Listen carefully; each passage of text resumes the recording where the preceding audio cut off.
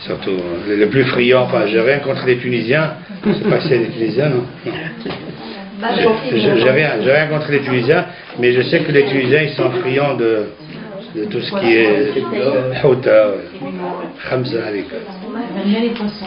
oui, parce que vous parlez du poisson parce que le poisson, je vais vous dire, le poisson parce que Yaakov Avinu, lorsqu'il a béni son fils Yosef, il lui a dit Vidgou, ils seront comme le poisson.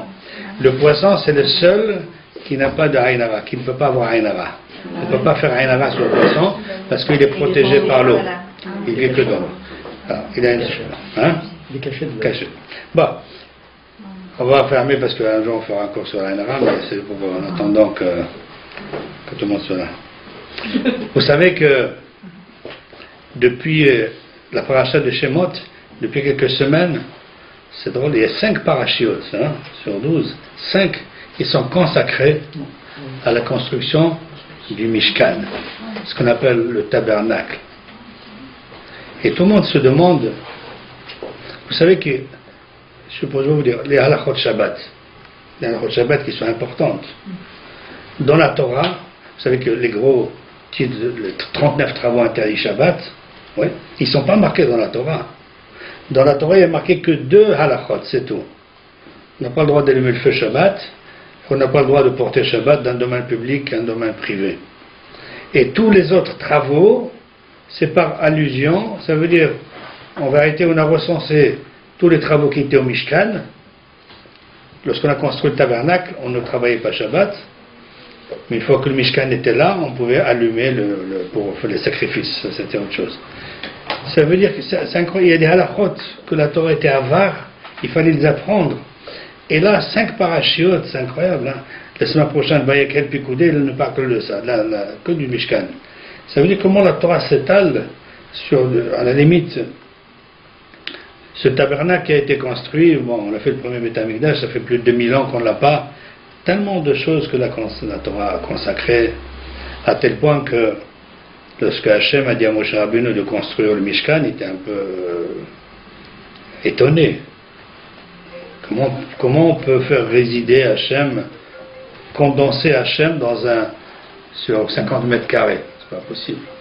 Hachem, il est de partout. Et en vérité, ne coupez pas. Non, c'est le métier de couper, alors c'est pour ça que c'est un défaut professionnel. C'est un défaut. Comme je coupe, alors je ne coupe pas. En vérité, le Mishkan, pourquoi le Mishkan est arrivé? Akash Baruch Hu a dit il faut réparer une grande faute. Et la paracha que nous avons lu Shabbat, au milieu, on parle d'une faute très très grave, la faute du veau d'or. Que les Bnei Israël, dans le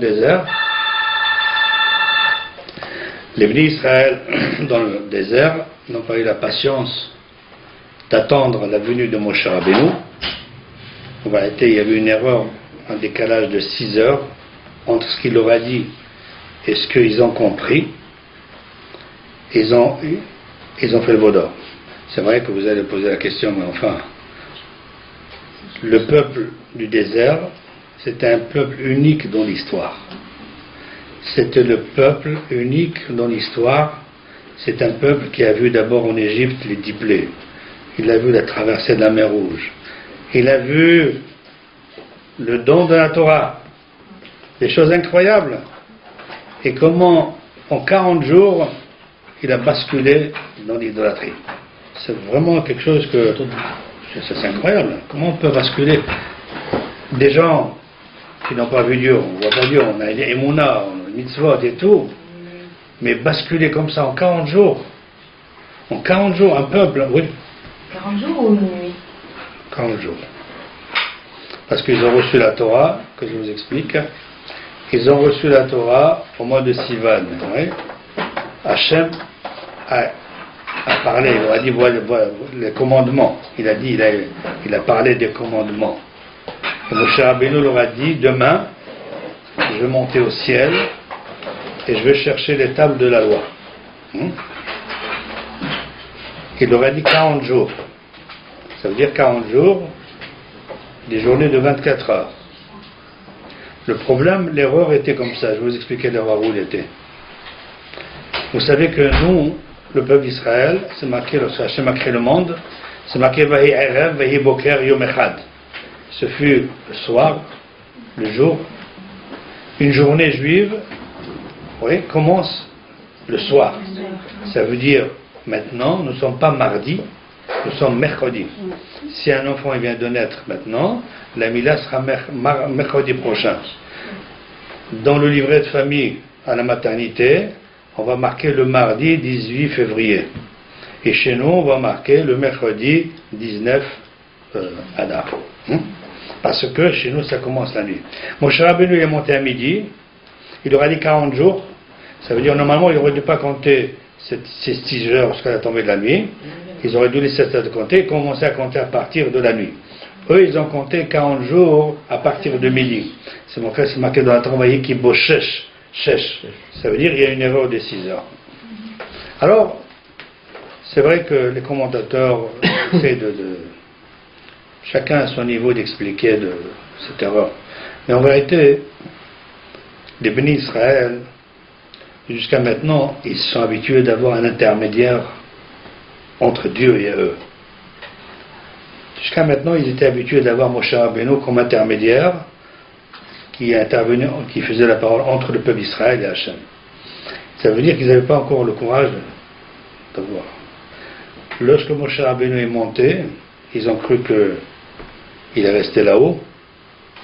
Alors, ils ne pouvaient pas avoir cette approche directe avec Akadosh Baruch Hu. Ils voulaient quelqu'un qui soit l'intermédiaire. Bon, Aaron, il a essayé de les dissuader. Vous savez, il leur a dit, amenez les bijoux de vos femmes, de vos dames. Et on sait que les dames tiennent énormément aux bijoux. C'est quelque chose qui est très important. Parce qu'ils pensaient que les femmes vont refuser comme ça. Mais malheureusement, les maris leur ont pris par force. Et ils ont fait le veau d'or. Ça veut dire que ce qu'ils voulaient, non pas une sorte d'Avodazara, mais une sorte de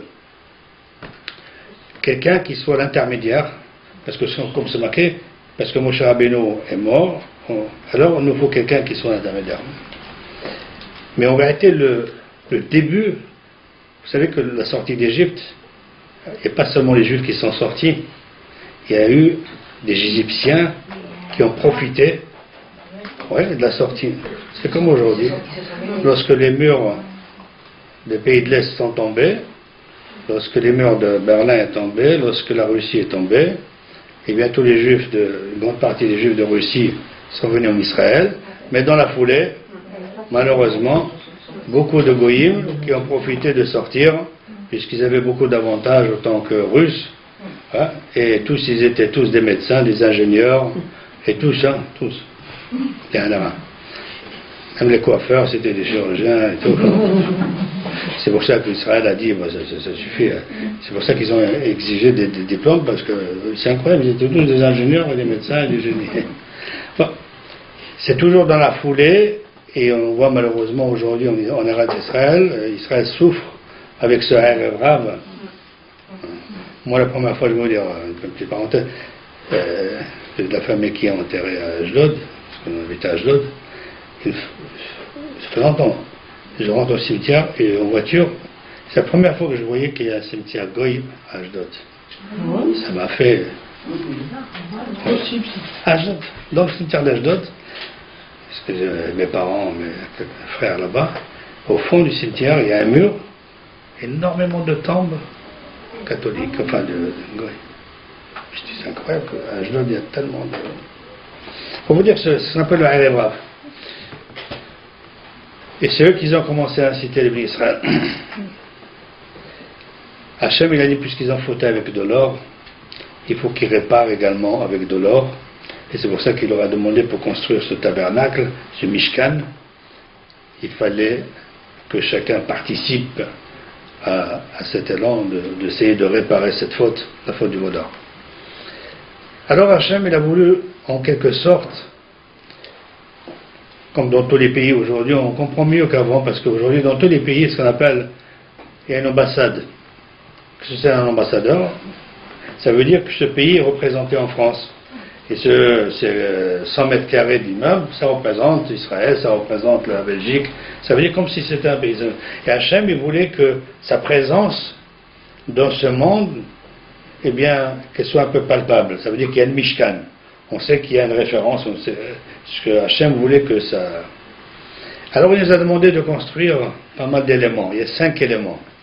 C'est pas un Tunisien, hein, ça fonctionne. Il y a 5 éléments qu'on a construits dans le Mishkan. Et c'est vrai que Hakamim, ils vont dire que ces éléments, ils vont jouer un rôle de morale. On va essayer de voir quelle est la finalité, la profondeur de chaque élément. On va voir que chaque élément a une importance dans sa conception, dans ses mesures. Chaque détail a une dimension particulière. Les éléments du Mishkan, vous les connaissez, le premier, on appelle ça le Aaron. Le Aaron à Kodesh, je ne sais pas si vous avez vu des photos. Le Aaron à Kodesh, ce sont 3 boîtes. 3 boîtes. Des boîtes. Et ces boîtes, elles faisaient 2 amotes et demi, ça fait à peu près 1 mètre 25. Des boîtes de 1 mètre 25. Une en or. Celle d'intérieur était en bois. Et celle qui était à l'intérieur était en or. Ça veut dire l'extérieur et l'intérieur étaient en or. Et dans cette boîte, on a mis les tables de la loi.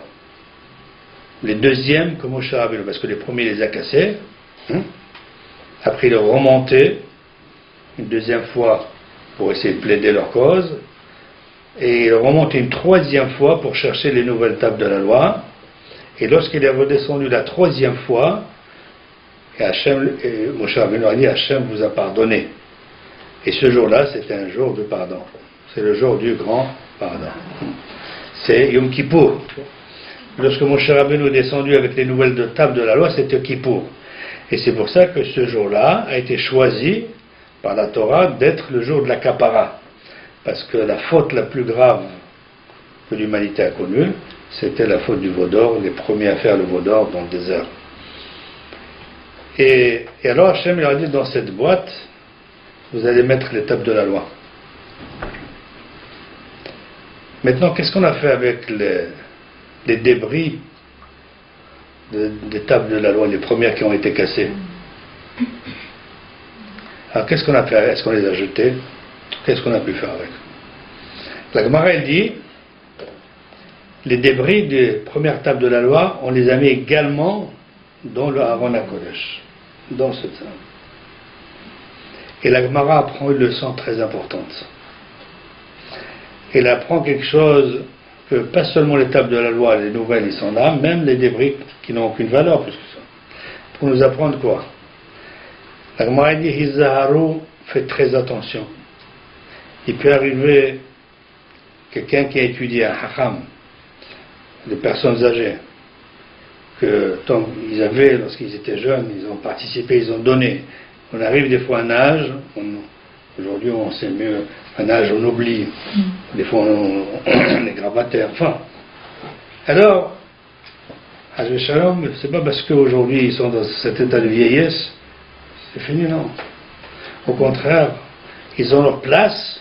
La Gemara dit que ces débris, c'est vrai qu'à un moment c'était les tables de la loi, et c'était important, même que maintenant c'est des débris, mais puisqu'il y avait un moment dans l'histoire qui était important, ils ont leur place avec les autres. Ça veut dire que la Gemara dit qu'on doit faire très attention, que les personnes âgées, les personnes malades, c'est pas parce qu'ils ont quelques problèmes que ça y est, ils ne s'appellent à la société. Malheureusement, on a entendu à la Shoah, c'était comme ça, les personnes, parce qu'ils n'étaient plus valides, c'était fini, ils n'ont plus de raison. Au contraire, la Torah dit, c'est vers ces personnes qu'il faut faire très très attention, les épaules, les aider, parce que ça c'est une leçon très importante. Et après, dans cette table de la loi, ils avaient je vous ai dit, ces 3 boîtes.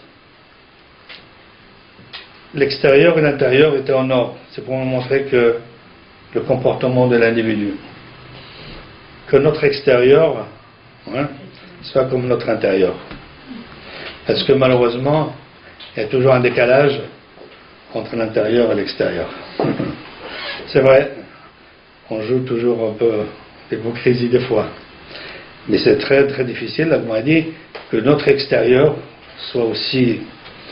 Il y avait la Gemara, il dit, il y avait un Rav, avant de mourir, il a béni ses enfants, ses élèves. Et voilà, parmi le bracha qu'il leur a donné, il leur a dit, Ratson, que votre comportement à l'extérieur soit comme monsieur, c'est doux. Il a dit, Halvaï, que Dieu, c'est pas facile. C'est pas facile pour un être humain. Et c'est pour ça que la Gemara dit que l'arche sainte, là où il y avait la Torah, pour nous montrer cette leçon qui est très importante. Sur ces 3 boîtes, il y avait un couvercle. Sur ce couvercle, il y avait 2 figurines qu'on appelle les kérovim, les chérubins, on traduit, 2 petits enfants avec des ailes qui se voyaient, qui se regardaient. Et tout autour du Aaron, il y avait ce qu'on appelle une lisière en or, comme une couronne. Ça veut dire quoi? Ça veut dire en vérité que, vous savez que le mot kérovim, ce mot kérovim, lorsqu'on parcourt tout le Tanakh, il est mentionné 2 fois. 2 fois. Une fois lorsqu'on a construit le Mishkan, et Rachid dit kérovim, qu'est-ce que c'est kérovim? On travaille chérubins, ça veut dire, Rachid dit l'image d'un enfant saint. Il y a une autre fois qui s'est marqué le mot kérovim dans la Torah. C'était le jour lorsque Adam Arishon, lorsqu'il a commis la faute, il habitait au Gan Eden, avec sa femme, il habitait, où il avait tous les fruits possibles. Bon. Il a commis la faute. Sa femme lui a donné, juste pour la parenthèse, c'est vrai que on dit toujours que c'était la pomme qu'il a mangée, et je peux vous dire que la pomme, c'est une notion chrétienne, c'est pas une notion juive, pour votre information. Dans la Gemara, on discute qu'est-ce qu'il a mangé, qu'est-ce qu'il est le fruit interdit. Il y a une marloquette. Il y en a qui disent... Il y a des pépins. Oui. Avec les pommes, il y a des pépins. Ouais. Même la raison. Il y en a qui disent c'est du raisin. Il y en a qui disent c'est du blé. Il y en a qui disent c'est de la figue. La Gemara amène des preuves. Bon, on n'a pas de... entre ces 3 choses-là. Et pourquoi ils ont dit la pomme alors? Ça, c'est une leçon du Nouveau Testament. Mais pas dans la Torah. Ceux qui disent par exemple c'était le raisin, je parle de ça parce que c'est ce qui explique pendant la Havdalah, vous savez, il y a une mitzvah de faire le kiddush le vendredi soir, il y a une mitzvah de faire la Havdalah. Et le kiddush de vendredi soir, c'est une obligation pour hommes et femmes, tout le monde, et la Havdalah également, hommes et femmes, c'est la même mitzvah. Seulement la différence, c'est que le kiddush de vendredi soir, tout le monde peut goûter, il doit goûter s'il veut, sans se saouler. Et tandis que le samedi soir, les femmes ne goûtent pas le vin. C'est vrai qu'il y a une tradition, j'ai entendu une tradition comme ça, enfin, que les femmes disaient aux enfants, attention, si tu bois le vin, tu vas avoir des moustaches. Non, vous avez jamais entendu ça? Non? Enfin, non, vous avez jamais entendu? Les mamans disaient toujours aux petites filles, attention, si tu goûtes le vin le samedi soir, tu vas avoir des moustaches. Non? J'ai entendu ça dans les femmes. Non? Mais en vérité, c'est pas. Alors, pour votre information, pourquoi les femmes, ils évitent de goûter le vin le samedi soir? Parce que la Gemara dit, étant donné que probablement la faute était avec le raisin, le raisin, parce que c'était samedi soir qu'ils ont été renvoyés, et c'est pour ça que, puisque la faute est avec le raisin, c'est pour ça qu'ils ne goûtent pas le raisin. C'est comme le veau d'or. Si on a fait de l'or, on amène l'or pour réparer, toujours équivalent. Et c'est comme ça que la Hakamim ils expliquent pourquoi on ne goûte pas le vin pour les femmes. Parce que, oui. Alors pourquoi à ce compte-là, on en prend et on nourrit l'os qui est derrière? Ah oui. Ah oui, parce que... C'est une ségoula. Si c'est quelque chose qui n'est pas... Non, mais vous le boivez. On le boit pas, mais alors, non. Oui, le boire, c'est une chose. Mais si c'est quelque chose dont on a c'est symbolique. Pourquoi à ce compte-là? Alors vous allez dire toute l'année, les femmes, toute l'année, il ne faut pas qu'ils boivent du vin, les femmes. Alors, non. D'abord, d'après vous. Nourrir l'os qui va rester. Au compte de Hatamidim. On est d'accord. Oui, c'est sûr. Pour Hatamidim, c'est une ségoula, c'est important. Ça, c'est une ségoula, c'est pas. Mais parmi la lachot, étant donné qu'on sanctifie la rentrée de Shabbat avec le vin, eh bien, on doit le sanctifier en sortant. Ouais. Ça veut dire lorsque. Et puisqu'on parle de l'Avdala, j'ai une petite parenthèse pour une petite histoire.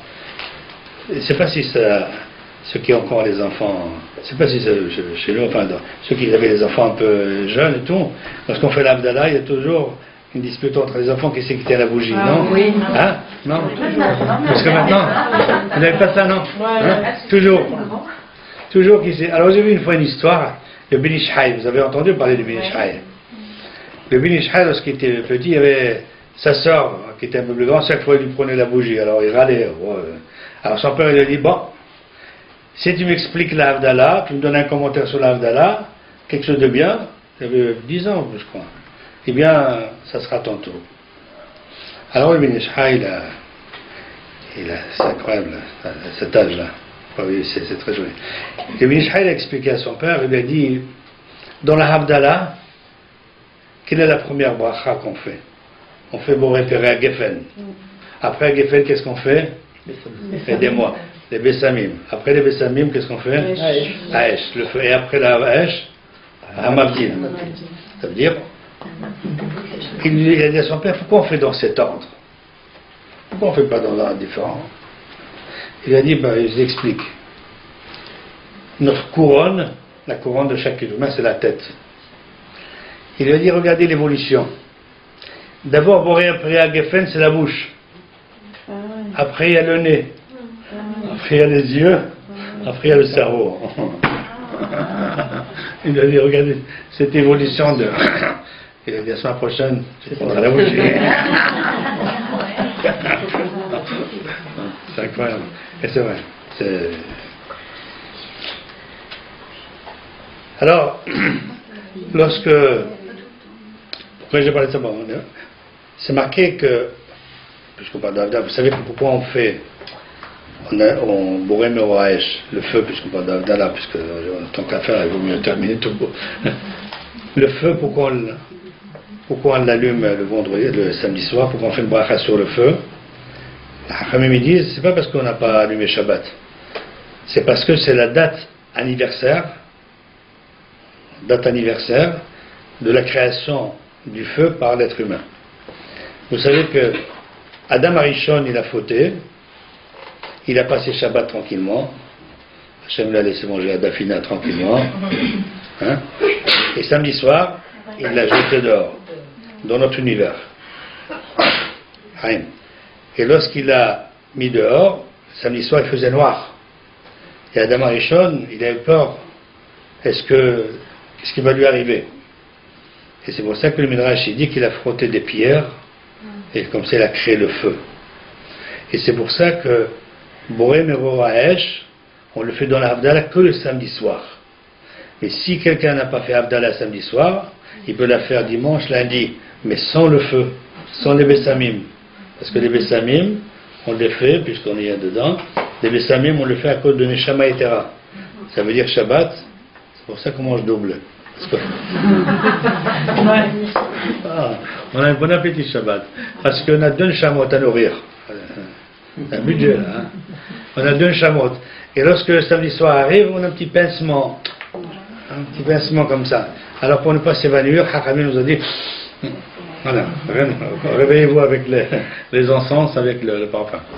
Voilà. Excusez-moi, et quand c'est fête et qu'on fait que Bessel, il y a un moment donné où Quand on fait l'Abdallah avec ses Chol Hamoed, par exemple, non pas Chol Hamoed, c'est... On fait que Geffen. Il n'y a que samedi soir qu'on fait ce rituel. Et tous les autres Avdalot, par exemple, si c'est la fin de...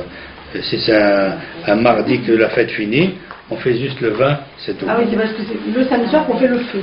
Enfin, que Le samedi soir, il y a cette cérémonie qui est composée. Ouais. Si c'est un autre jour, on fait seulement le Geffen, parce qu'il faut faire Avdallah, mais trouve pas le reste. C'est fini. Excusez-moi, vous savez, quand par exemple on a la fête qui tombe, par exemple Yom Tov, Yom Tov, on est d'accord, on ne fait que Aesh, on ne fait pas... Non, on ne fait pas Aesh. On ne fait pas Aesh, on fait... On fait Aesh. On fait le feu. C'est pas Bessamim. Parce que Bessamim, on a une Shamaïtera, on n'a pas besoin, c'est pas nulle part. On a une Shamaïtera. On rentre, par exemple, vous avez par exemple, Yom Tov c'est samedi, dimanche, samedi soir, dans le Kiddush, on va introduire le Kiddush avec le vin et le feu, c'est tout. Et là-bas, c'est marqué, lorsque Adam Arishon, Hachem l'a mis dehors, samedi soir, c'est marqué là-bas, Ve'eta Kérubim, c'est la seule fois. Et Rachid dit, qu'est-ce que c'est Kérubim? Il a dit, Malaché Habala. Il a mis des anges de la mort pour interdire l'accès à Adam Arishon à Eden. Il est sorti, c'est fini. Il ne rentre plus. Ça veut dire que dans la Torah, on voit le mot Kérovim, une fois une image d'un enfant, d'un ange, un beau, et d'un côté Malaché Habala, d'un ange de la mort. Et en vérité, ils disent, tout ça dépend où on met l'enfant. Un enfant, il peut devenir un ange, ou il peut devenir Hazve Shalom, tout le problème où vous le mettez. Si vous le mettez au-dessus de la Torah, au-dessus de Aaron, comme les Kérovim, il y avait les tables de la loi, vous obtenez que des enfants, des tzadikim. Si Hazve Shalom, ils sont en dehors, à côté de la... Alors, ça veut dire qu'en réalité, il faut savoir que qui a Adam, est Sadeh. L'homme est comparé à un arbre. Vous savez que chaque être humain, si on le laisse, automatiquement, tous les êtres humains, sans exception, si on laisse un être humain vivre seul, sans éduquer, il ne fera que du mal. Ça sera une bête sauvage. Et c'est pour ça que la Torah dit qu'Adam, l'être humain, comme un arbre. Vous voulez qu'un arbre donne des fruits, des bons fruits, il faut s'occuper. Il faut le surveiller, il faut l'élaguer, il faut un tuteur au début. Et chaque enfant, c'est pareil.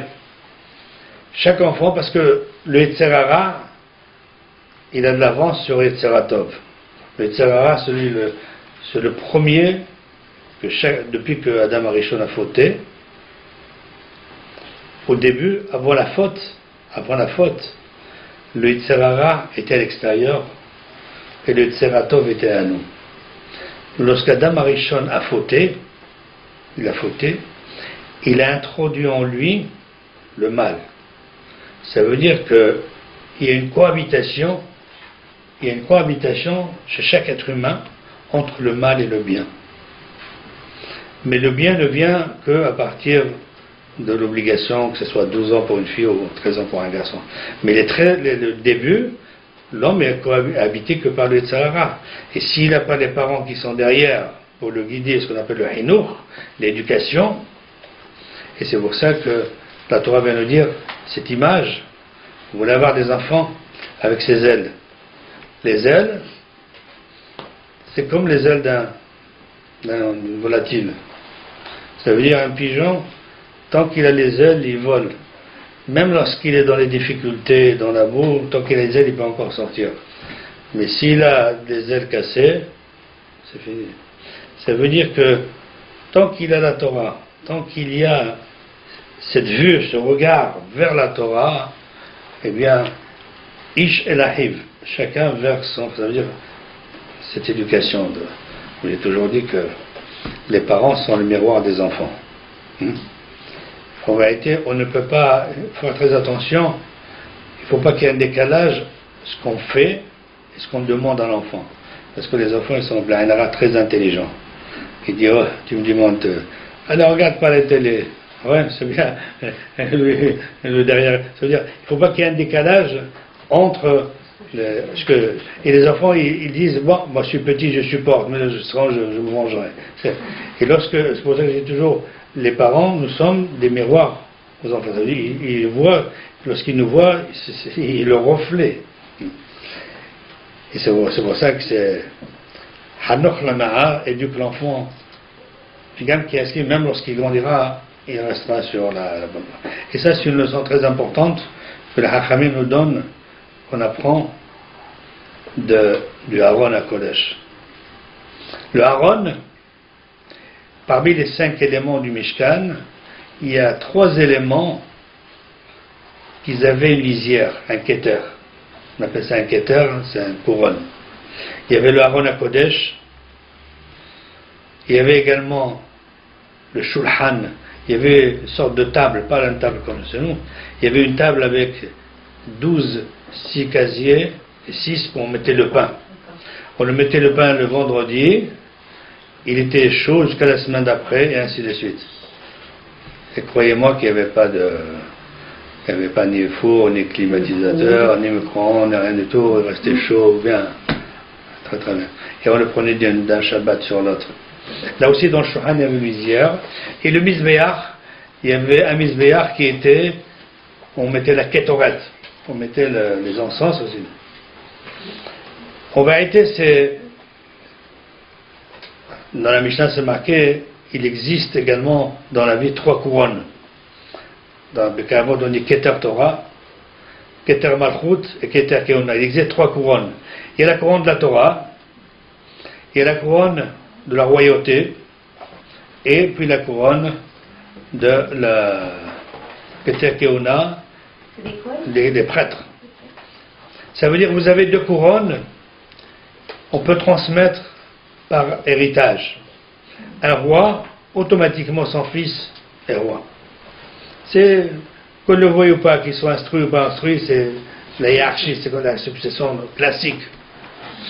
Un Kohen, celui qui est Kohen, automatiquement son fils est Kohen, que vous le voulez ou pas, il est Kohen, ainsi de suite. Keter Torah, la couronne de la Torah, elle ne se transmet pas de père en fils. La Torah, c'est pas un fonds de commerce qu'on peut transmettre. La Torah, c'est quelque chose qu'il faut travailler, qu'il faut chacun à son tour. C'est pas parce que le père est Tamid Hacham que son fils automatiquement. On a vu dans l'histoire des parents qui étaient simples, les enfants des Tamid Hachamim. On a vu les Tamid Hachamim. Vous savez, on parle de Rav Shach, qui était Rav Shach, il était un gadol et tout. Son fils était médecin. Son fils était médecin. Et son petit-fils était au soldat, au Tzahal. On peut. C'est un srout. C'est sûr. C'est pas quelque chose qui se transmet automatiquement. Être Kohen, je transmets automatiquement. Être un roi. Et la Mishnah dit Veketer Shem Tov, Olé al-Gaban. Il y a encore une couronne qui dépasse tout.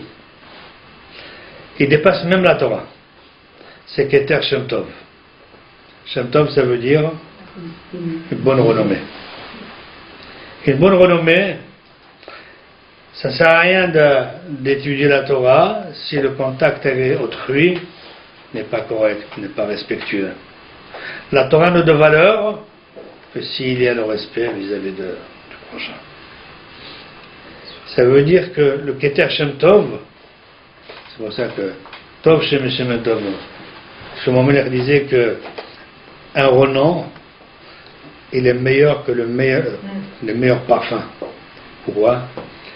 Parce que les parfums, ça dépend de la qualité du parfum. Il y a des parfums que vous pouvez sentir à 5 mètres. Chanel 5, c'est à combien? C'est à 10 mètres le canon. Et et ainsi de suite. Des parfums, bon, petite là comme ça. Il y avait une femme ashkénaze, il avait un garçon, elle surveillait. Alors, elle sentait qu'il sortait avec. Alors, elle ne pouvait pas lui demander avec qui elle sortait. Alors, un soir, elle va fouiller dans sa poche pour voir. Elle trouve une marque de Wilstein. C'est une marque de, je sais pas, de parfum. Wilstein, non, ça existe? Oui, Cosmétique. Il a dit, bon, Hachem, c'est une juive.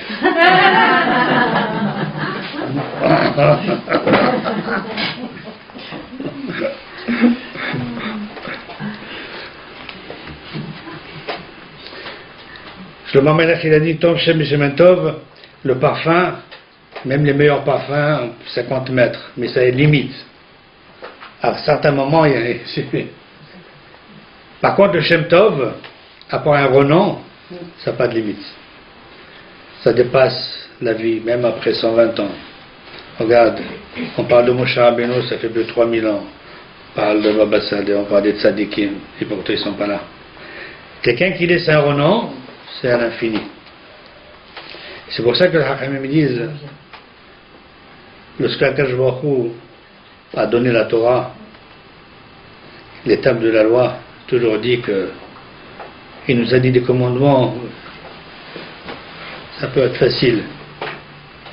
Seulement il y a 5 commandements à droite et 5 commandements à gauche. Je ne fais pas de politique, hein, parce que je comprends ni à la gauche ni à la droite. Hein.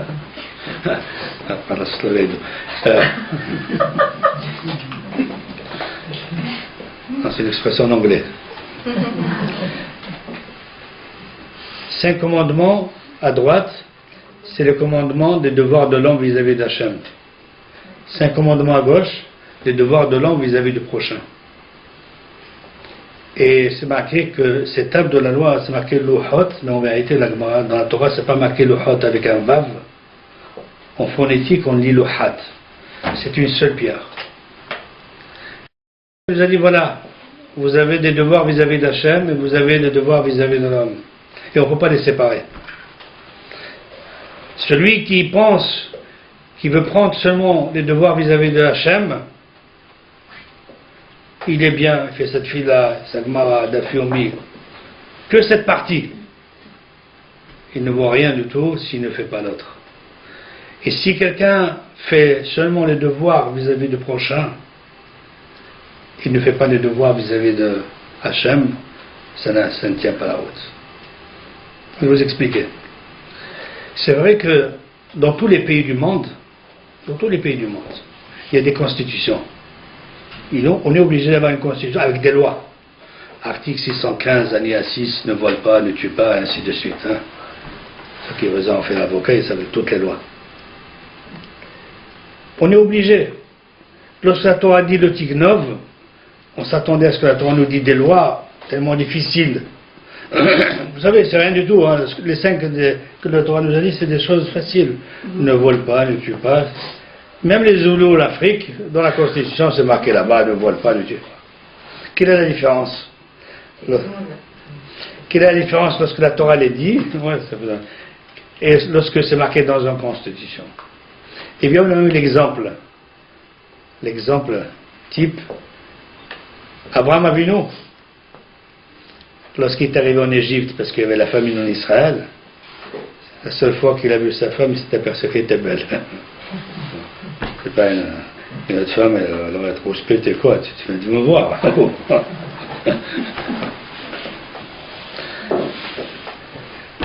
Il y avait quelqu'un dans la Gemara, c'est incroyable, dans la Gemara, c'est marqué que quelqu'un était marié, il s'est aperçu que sa femme était bossue que lorsqu'elle est décédée.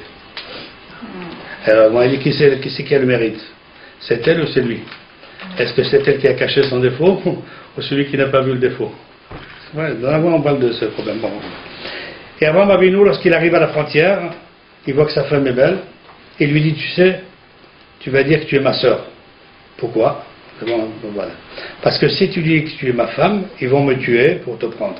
Je ne sais pas si vous avez réfléchi un petit peu. Ça veut dire quoi? Ça veut dire on est capable de tuer quelqu'un pour ne pas prendre une échétiche. Pour ne pas prendre la femme d'un autre, on n'a qu'à prendre la femme d'un autre. Non, on est capable de commettre un meurtre pour ne pas transgresser. C'est la folie, ça.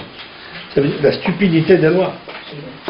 Et lorsque Paro lui a dit par la suite, pourquoi tu ne m'as pas dit que c'est ta femme, il lui a dit, Rak enir atachem bamakomazé.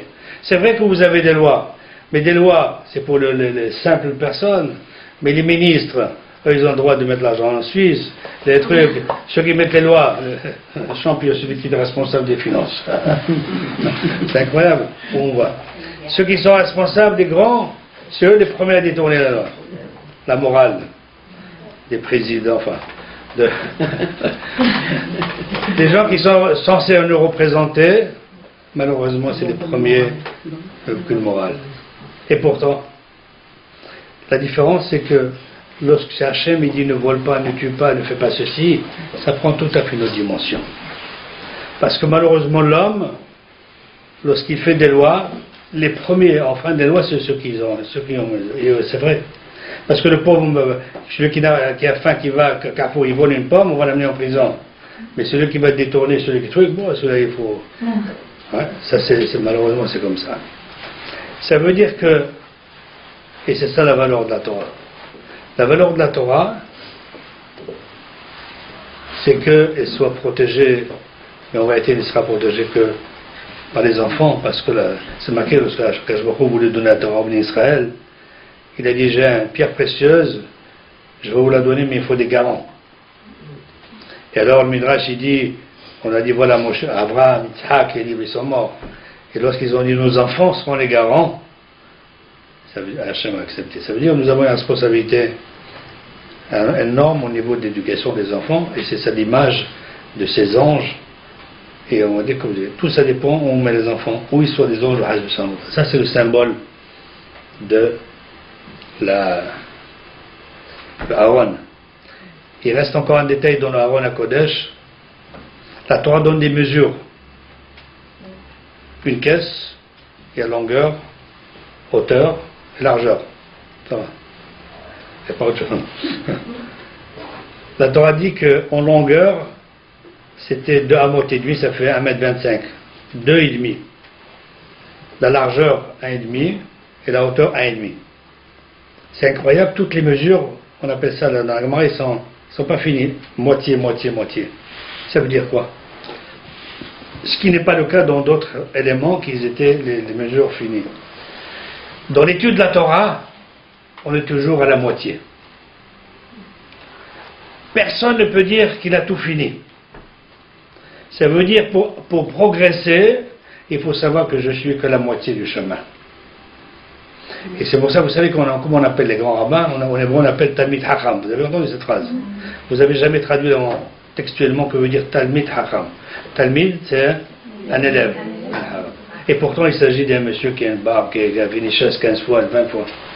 On ne peut être Hacham que si on est Talmid. David Amelech dit dans Bekavot, Ezeo Hacham, l'homme intelligent, c'est pas celui qui a des connaissances, c'est vrai, mais celui qui est capable d'apprendre de tout homme. Celui qui pense qu'il a fini, alors il dégringole.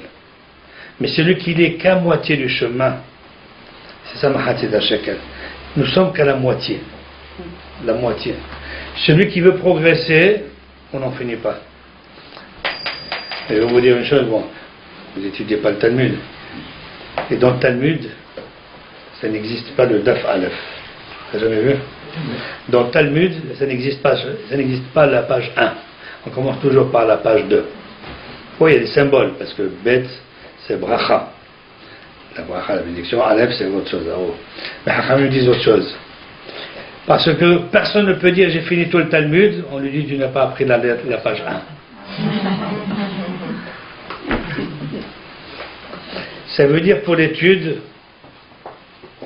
tandis que le Shulchan à table, qui représente le monde matériel, les mesures étaient finies, 2 amot et 1 ama. En ce qui concerne le monde matériel, alors là il faut effectivement on est satisfait de ce qu'on a. Ça veut dire un homme, Ezio Achir, qui est l'homme riche, As-Sameah Behalko. Parce que la richesse, c'est ce qu'on appelle, c'est relative. La richesse, c'est pas quelque chose qui est fini. Parce que chacun, comme la Gemara a dit, il a 100, il veut 200, il a 200, il veut 400. Il n'y a pas de fini. Pour certains, telle somme, on est riche. Pour d'autres, pour ceux qui sont riches, pour eux, ça veut dire c'est quelque chose qui est relatif, il n'y a pas de limite. Par contre, celui qui est content, ça veut dire ce que j'ai, c'est ça ma bracha, eh bien ça c'est l'homme riche. Parce qu'autrement, on est toujours assoiffé de encore et encore et encore et encore et encore. Et c'est pour ça que même dans les mesures, la hachamim, il nous reste la menorah. La menorah, c'était quelque chose de particulier. La menorah, vous voyez la menorah, à 7 branches, avec le tronc au milieu, 3 d'un côté et 3 de l'autre. Et vous savez que la menorah, c'était pas des éléments qu'on a collés. Dans le haron, on a fait 3 boîtes. Dans le shulchan, on a vissé. Dans tout. La menorah, c'était un monobloc. C'était en or. Et on a taillé. Et on a fabriqué la menorah. Une fois, j'ai discuté avec quelqu'un d'Israël. Vous savez, si vous êtes à Yerushalayim, à côté du côté, il y a des répliques de Beth Amikdash. Ils ont fait des études, ils ont essayé de faire des modèles, du modèle de la menorah, du Mizbeach. Il a dit on peut tout faire aujourd'hui. On peut faire l'Aaron à Kodesh, on peut tout faire. Il y a une seule chose qu'on ne peut pas faire aujourd'hui, c'est pas parce qu'on n'est pas capable, parce que sur le plan physique, faire au niveau physique et mathématique, c'est pas possible. Il dit que l'or, parce que tout est en or. Pour faire des branches, si vous mettez que de l'or, elle ne tient pas. Il faut mettre du métal, du fer et le recouvrir. Mais si vous mettez que de l'or, l'or ne peut pas tenir. Ça, c'est une matière, c'est comme ça, c'est physique. Il m'a dit, ça fait une bénesse. D'ailleurs, lorsqu'il voulait faire la menorah, Moshe Rabbeinu ne savait pas comment faire. Et Akadosh Baruch Hu lui a montré dans le feu. Il y a 3 éléments que Moshe Rabbeinu ne savait pas et que Hachem lui a montré dans le feu. La menorah, la lune, pour savoir c'est quand Rosh Chodesh, et puis la paracha que je viens de vous dire, le Mahatzit HaShekel. Le cycle, le Mahatzit HaShekel, il ne savait pas quoi. Bon, alors on demande que il savait. Hachem lui a dit Zeyetenu. Hachem dit, il lui a montré dans le feu. Ça veut dire que ce que vous voulez dire, c'est que comment, avec de l'argent, on peut se faire pardonner. Avec de l'argent, comme ça sera la kapara pour chaque béni Israël. Akash Baruch Hu lui a expliqué que la tzedaka, chez l'être humain par exemple, de tout ce que Hachem a créé dans le monde, qu'on ne veut pas, lorsque je donne une pomme à quelqu'un, eh bien c'est une pomme qui me manque. Lorsque je donne, tout ce que Hachem, je donne de la viande, cette viande qui me manque. Ça veut dire, il y a toujours, je la donne, mais il y a toujours un manque. De tout ce que Hachem a créé, qu'on le veuille ou pas, lorsque je donne, il y a toujours un manque. Il y a un seul élément, un seul et unique de tout ce qui existe dans notre univers. Je peux donner sans que rien ne me manque. Le feu. J'ai une bougie, tout le monde peut venir puiser le feu de ma bougie, et rien ne me manque. Si je vous donne un verre d'eau, eh bien ce verre d'eau il me manque. Hachem il a dit, lorsque vous donnez la tzedaka, pas dans l'esprit qui vous manque, il vous manque rien, dans le feu, parce que le feu c'est le seul élément, le seul et unique que la Gemara dit nar le ahad, nar le mea. Avec une bougie, je peux donner du feu et ma bougie reste toujours, n'a pas bougé. Le feu. Et c'est pour ça que dans la Torah c'est marqué Venatenu. Venatenu, vous donnerez. On pense qu'on donne, mais c'est un mot en hébreu, j'ai oublié comment on dit ça en français, qui se lit d'un côté comme de l'autre. Si vous prenez Venatenu comme ça, pour les hébraïsants, Venatenu, vous pouvez le lire dans ce sens, comme dans le sens, comment on appelle ça en français? Alors les profs de français, il n'y a pas de prof de français? Il y a un mot compliqué en français. C'est pas un pléonasme, c'est un autre. Ouais. Il y a un nom français qui désigne. Qui veut dire, on peut le dire. Ça veut dire, Venatino qui veut dire tu donnes, mais en vérité tu reçois. Tu penses que tu donnes, mais en vérité tu reçois. On donne. C'est la seule chose que Hachem dit. Vous pouvez me faire des épreuves. Donnez le maaser, donnez la tzedaka, vous allez voir, vous ne perdez pas. Et puis la menorah, Hachem lui a montré dans le feu. La menorah, elle est monobloc. En vérité, ça représente la famille. Le tronc, c'est les parents qui au milieu, qui tiennent la clé voûte de la maison. Et puis vous avez les branches.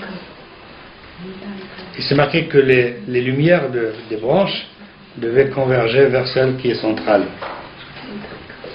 Ça veut dire que tant que les enfants, il y a la cellule familiale, ce qu'on veut détruire aujourd'hui par ce gouvernement,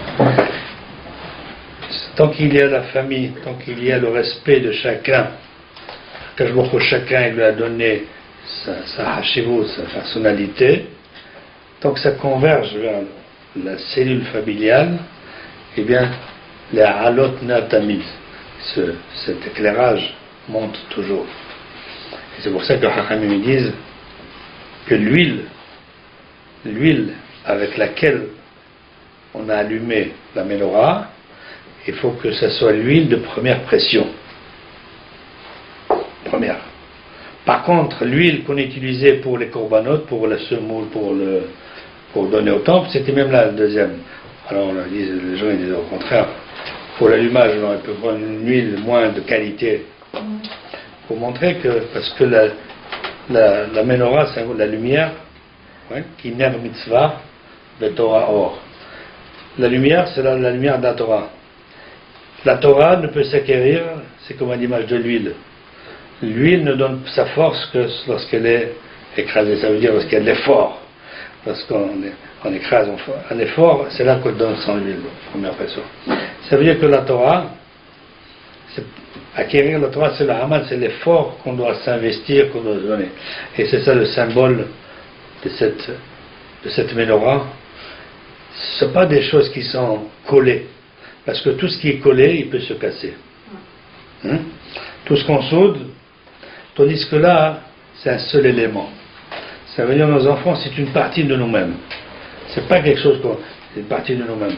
Et que ça doit converger toujours vers la cellule familiale, vers l'effort.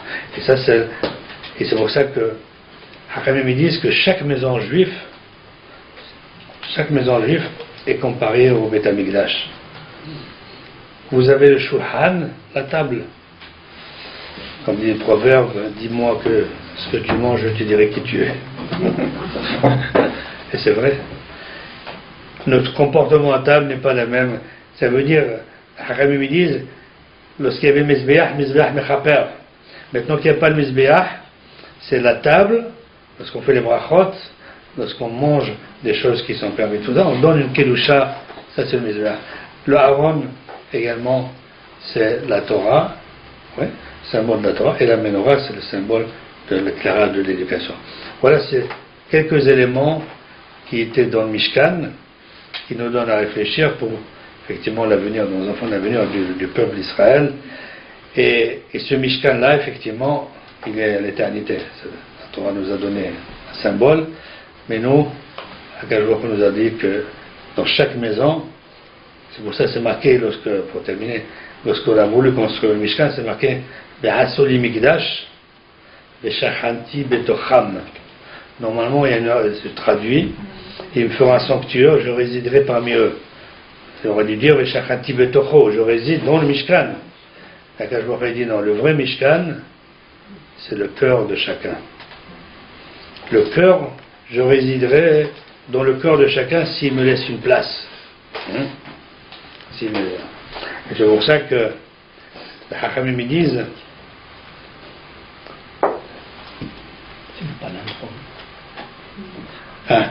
palindrome. Hazak. Voilà, je cherche le mot, je savais maintenant ça me revient. Palindrome. Quoi? Palindrome. Palindrome. Palindrome. Voilà, palindrome c'est juste. Hazak. Voilà, on a appris au moins de cette soirée un mot français.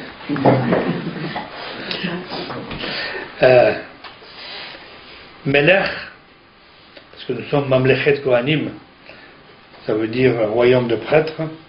Je peux continuer? C'est bon. Termine avec ça. Melech, lorsque Hachem nous demande, vous êtes le royaume des prêtres, c'est pas pour dominer le monde, non, pas du tout. Que chacun soit roi sur lui-même. Et ça veut dire être roi sur soi-même. Dans notre corps, il y a deux forces. Il y a le cerveau qui réfléchit, et puis vous avez le cœur, siège du désir, des pulsions incontrôlables. Le cerveau qui va contrôler. Il y a deux éléments qui sont comme ça, c'est le cœur et le foie. Le foie, c'est une boule de sang, ça veut dire c'est tout sanguin, c'est heureux. Lorsqu'on est Melech, quand est-ce qu'on peut devenir Melech? Lorsqu'on respecte l'ordre des lettres. Melech, ça s'écrit avec Mem, Lamed et Kaf. Mem, c'est le moire. Lorsque le cerveau arrive à maîtriser lève, le cœur et le kaved, alors tu maîtrises toi-même. Hachamim, regardez comment Hachem a fait les choses. La différence entre l'être humain et le monde animal. L'animal, il a la tête au même niveau que le cœur et que le truc. C'est pour ça que toute sa vie est dans la terre. Ce qui l'intéresse, ce qui est matériel, c'est tout. Manger, brouter. La tête, le cerveau. Lorsqu'un homme il faute, il devient comme un animal. C'est pour ça que c'est marqué dans Kitissa. Kitissa est roche Israël. Lorsque tu vas élever la tête, ça veut dire que ça veut dire élever. Avec la mitzvah de la tzedaka, avec les mitzvot, eh bien, tu passes d'un stade animal à un stade d'un être humain. Un être humain, c'est quelqu'un qui a la tête, qui domine le cœur. Et lorsqu'on arrive à dominer de cette façon, eh bien, on s'appelle Melech. Que je souhaite à toutes.